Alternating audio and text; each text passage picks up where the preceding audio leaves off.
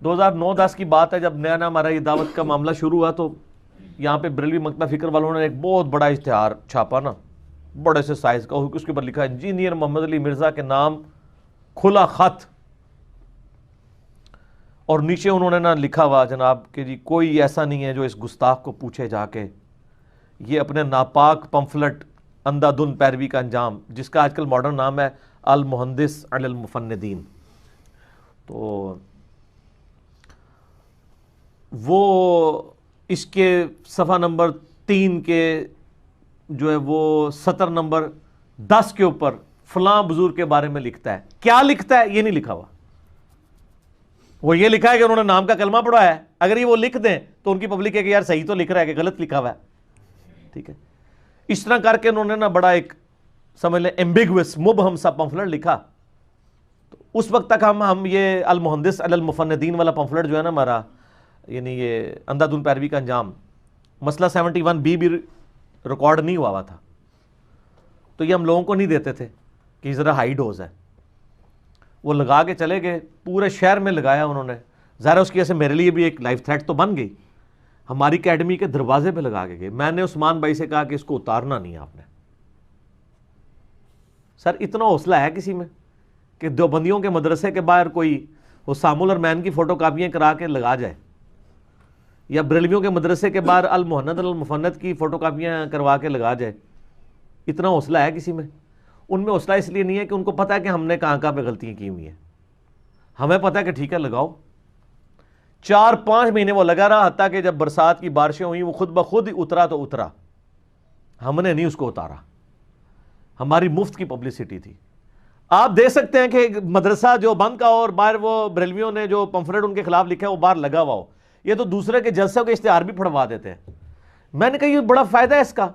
جب یہ پڑھیں گے ایک تو ہمارا گڈ جیسچر جائے گا کہ ٹھیک ہے آپ کو اختلاف رائے کا اس حد تک حق ہے کہ آپ یہاں پہ، ہم نے یہاں تک الاؤ کیا ہے کہ آپ ہمارے خلاف پمفلٹ بانٹ سکتے ہیں آ کے یہاں پہ. سر لوگ بانٹتے رہے ہیں، ہمارا درس ختم ہوتا تھا نیچے لوگ پمفلٹ لے کے کھڑے ہوتے تھے. تو میں نے کہا تھا بانٹیں. اور سر ہمیں کس چیز کا خطرہ ہے؟ کیا بانٹیں گے؟ ہمارے خلاف کون سی چیز ہے جس کو بانٹیں گے؟ ہم تو کتاب و سنت پیش کر رہے ہیں.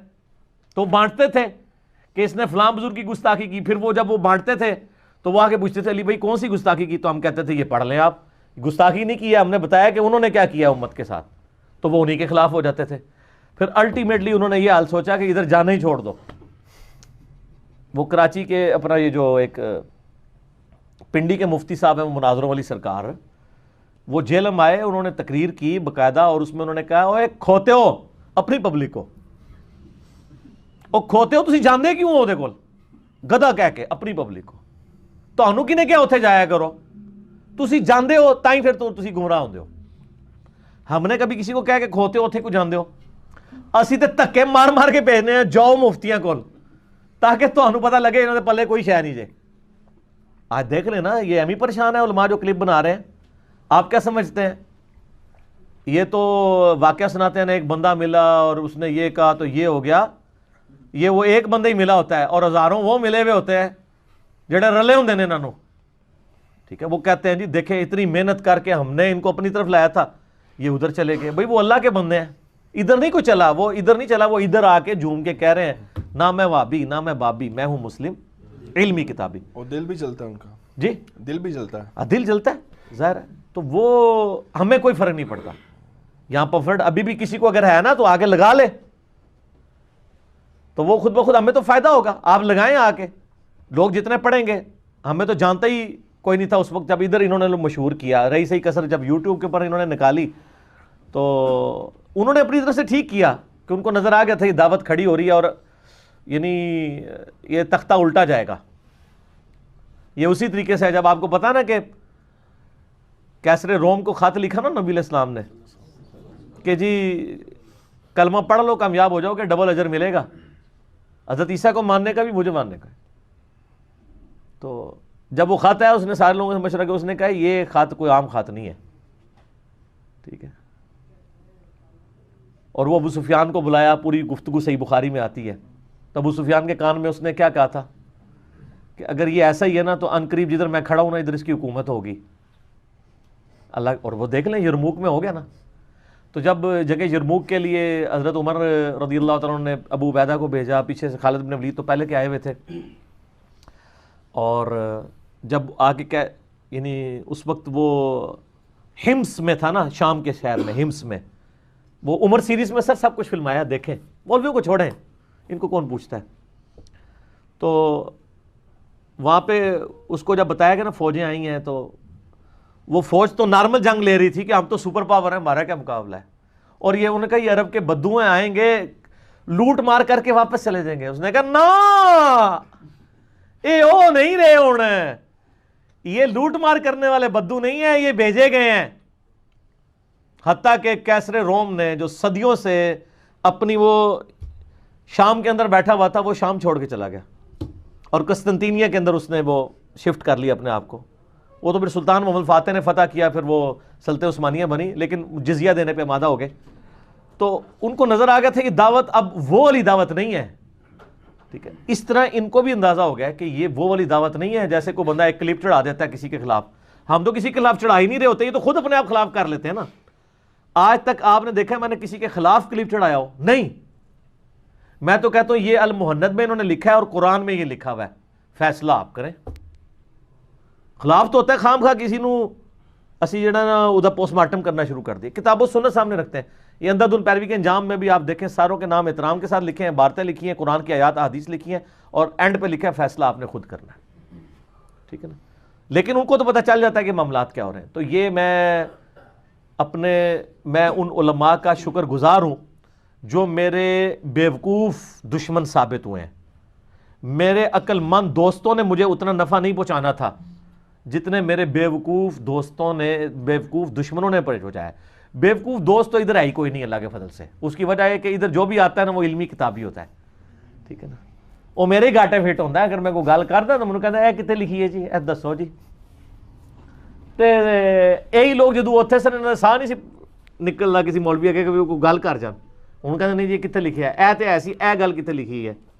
ٹھیک ہے نا. تو میں تمہیں دسیا ہوں ریڑیاں والے، درزی، ٹھیک ہے جی، روٹیاں لانے والے، پڑھے لکھے، پیکو کرنے والے. پیکو والے دی کیا بات ہے جی. تے وہ جناب انہوں نے بیبی پیکو کر رہے ہیں. ٹھیک ہے نا، علماء دا. تو سر یہ ان لوگوں نے دن نہیں دیکھا تھا کہ پبلک ان کو پوچھے گی جی اے مصنف ابن ابی شیبہ جی پورا چیپٹر ہے جی وہ آج چھوڑ کے نماز پڑھنے کا بیان. حالے تے اگلا آ رہا ہے چیپٹر، اس دفعہ اسی وہ کلپ چڑھا رہے ہیں. یہ تے جرابہ دے مسے نو رو رہے سن نا، تے خالی پیر تے بھی مسا ہو جاتا ہے. میں تو اور روایتیں بھی چڑھاتی ہیں نے. یعنی یہ باقاعدہ ابن ابی شیبہ کا چیپٹر ہے کہ وہ جو تابعین جو پاؤں پہ مسے کے قائل تھے بغیر جرابوں کے بھی، ان تو انہوں کہیں گے سر مہربانی کرو خالی نہ کرو، جراب پا کے ہی کر لو. یہ بھی ہو جاتا ہے، یہ بھی ثابت ہے. ٹھیک ہے نا. تو ایڈی سٹ پئی ہے تو انہوں کہیں کہ یار ہے تو پھر بھی ٹھیک ہے. ٹھیک ہو گیا، سکوت ہو جائے گا، سکوت اختیار کر لڑ گئے. ٹھیک ہو گیا جی.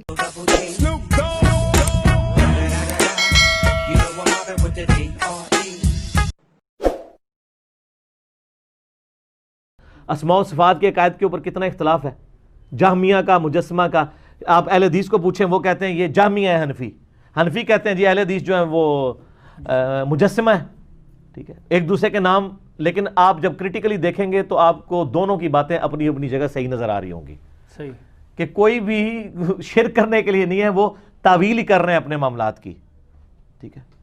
اب مولانا مودودی رحمہ اللہ تعالیٰ نے واسع کرسیہ السماوات والارض کی تفسیر کر کے لکھا کہ یہ واسع کرسیہ السماوات والارض کہ اللہ کی کرسی نے گھیرا ہوا ہے زمین و آسمان کو.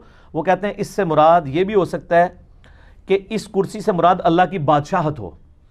جیسے بادشاہ کی یہ کرسی ہوتی ہے تو اللہ تعالیٰ یہ محاورتاً لفظ استعمال کر رہا ہو کہ اللہ کی بادشاہت زمین و آسمان کو گھیرے ہوئے ہے. پھر ساتھ انہوں نے لکھا اس سے مراد یہ بھی ہو سکتا ہے کہ کوئی فزیکل کرسی بھی ایگزسٹ کرتی ہو جو زمین و آسمان پہ پھیلی ہو.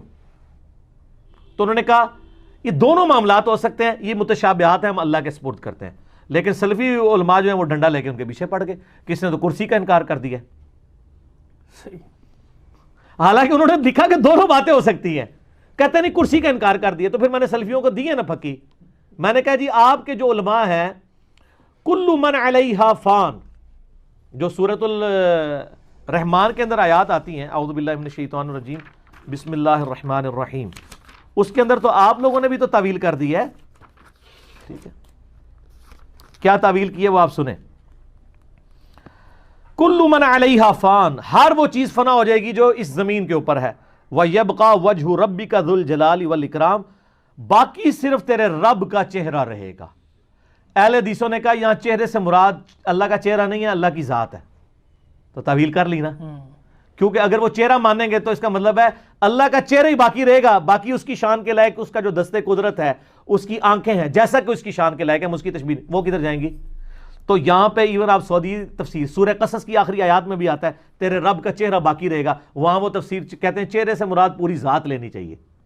تو تعویل تو آپ نے بھی کر لی, تو ہم آپ کو کہیں آپ اس کا مطلب منکر ہی ہو گیا آیت کے, نہیں نا, اے نا پازیٹیو والی ہے نا, اسی تواڈے نال ہاں, منکر نہیں ہو تسی, تانوں ڈگری دینے اسلام دی.